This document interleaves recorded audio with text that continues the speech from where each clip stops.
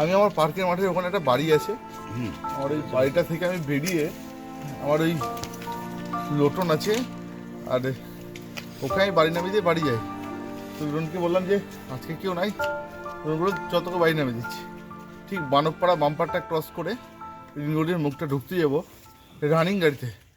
প্রথমে বিভৎস জোরে একটা গাড়ির পিছনে আওয়াজ হয়। আওয়াজ হওয়ার সঙ্গে সঙ্গে আমি আমার ড্রাইভারকে বলি, শুরুকে বলি গাড়িটা ঘুরিয়ে টানার সঙ্গে সঙ্গে পিছন থেকে আবার একটা আওয়াজ। তখন আমরা গাড়ি একদম ফুল স্পিডে বেরিয়ে চলে এলাম। পরপর 2 রাউন্ড আমার গাড়িতে ফায়ারিং হলো। প্রথমটা খুব জোরে আওয়াজ হয়, দ্বিতীয়টা হালকার মধ্যে।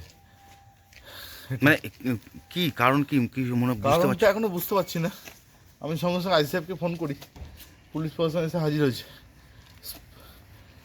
স্পটে কাউকে দেখতেও পাইনি। মানে কারা কি করেছে কি কিছু মনে বুঝতে পারছি না। কাউকে কোনো শত্রু তো অনেক আছে, তো বুঝতে পারছি না। রানিং গাড়িতে ডেলি আসে দিক দিয়ে, কিন্তু এরকম হবে এটা কোনোদিন স্বপ্নে ভাবতে পারিনি। এলাকায় আমাদের, আমি সকালবেলা এমনিতেও বাইক নিয়ে এলাকায় ঘুরে বেড়াই, কিন্তু গাড়িতে 4 চাকাতে এরকম হবে রাত্রিবেলায়, এটা ধরছড় বাইরে। মানে তুমি বাড়ি ফিরছিলে তখন হয়েছে? বাড়ি ফিরছিলাম।